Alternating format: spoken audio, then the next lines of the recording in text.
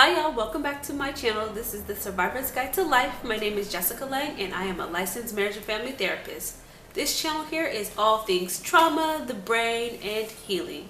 So if that's your jam, then go ahead and click that subscribe button so you can be notified every time I upload a new video. And while you are in the stage of liking and following things that I do, move on over to Instagram and go follow me there as well. I'm trying to get to the magical 10K followers so I can go ahead and get the swipe up feature so I can easily connect my YouTube videos to my Instagram. Also, I post beautiful pictures and inspirational quotes that can help you just if you're needing a little inspiration or motivation. Also just share little fun things about my life on there. So I don't know, I think it's pretty fun, I think it's cool, so go ahead, follow me on Instagram. Okay, so without much further ado, let's jump into today's topic. So we are continuing on with unpacking the DSM and focusing on post-traumatic stress disorder. And yesterday I talked about I read through category E, which described different arousal symptoms, and there's 6. And I just wanted to go a little bit deeper into that today and talk more about impulsivity, self-destructive behaviors. The reason I decided to talk about impulsivity and self-destructive behaviors at the same time is because oftentimes when we're looking at folks who have PTSD, again, if you have a PTSD diagnosis, that means that you've experienced at least one major trauma, but it's typically repeated traumas that are now impacting your life today. And that trauma has shifted your brain and made your brain more sensitive to threats to your environment.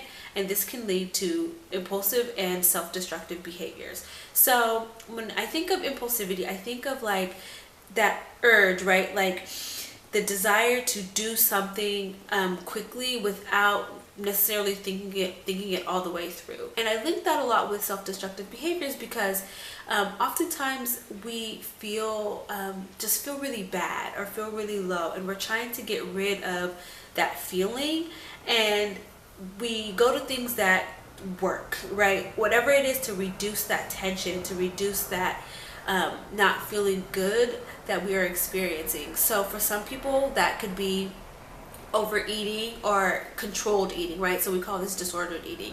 So it falls along the spectrum of either overeating or undereating, and having a bunch of rules about what you can and cannot eat, because it's all about trying to feel something, right? Or not feel anything. It's like a weird, it's not even weird, it's literally what most folks struggle with, is like extreme behavior, black or white thinking. And because you have like the extreme behavior, what centers around that is like a rigidity and a feeling like you need to control things. And when you think about experiencing trauma, especially if you're talking about sexual abuse or sexual traumas, like what I specialize in, who I work with, these folks have lost their control. Like they had their control, their power taken away at the hands of somebody else. And so they find ways to try to feel more in control and to feel better. And this is where you get some of that like impulsivity and that self-destructive behavior, because you're just trying to feel better. You just want to feel better. And the weird like converse of that is like, especially with the self-destructive behaviors, is that, and again I'll talk about more about this later when I talk more, get into a different category for the DSM, is when you have when you have abuses, trauma at the hands of other people, you start to feel like you feel less worthy, or you feel bad about yourself. You don't think you're good enough.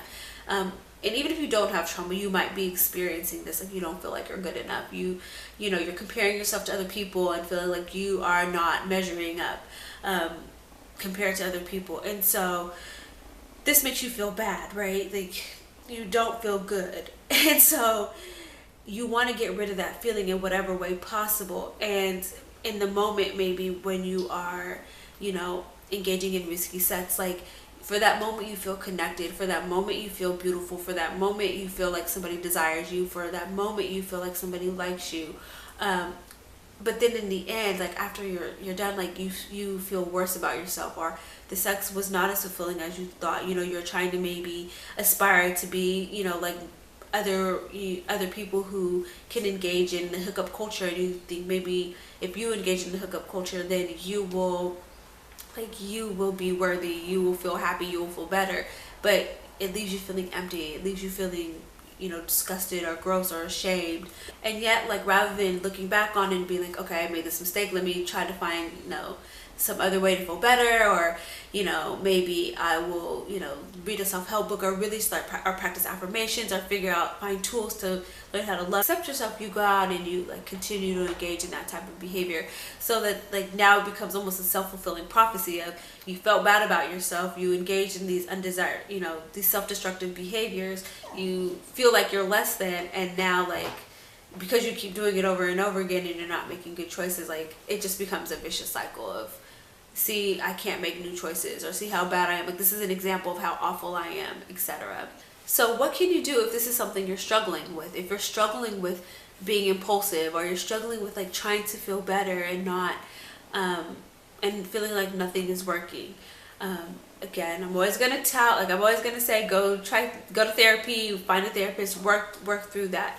But also, one thing that, I mean, I know it sounds super, super, super corny, and I, didn't necessarily believe it either, but I do it myself, and I use it with my clients, and they all find it helpful, and that is to practice affirmations. So really looking at what you're good at, right? Highlighting your strengths, things you like about yourself.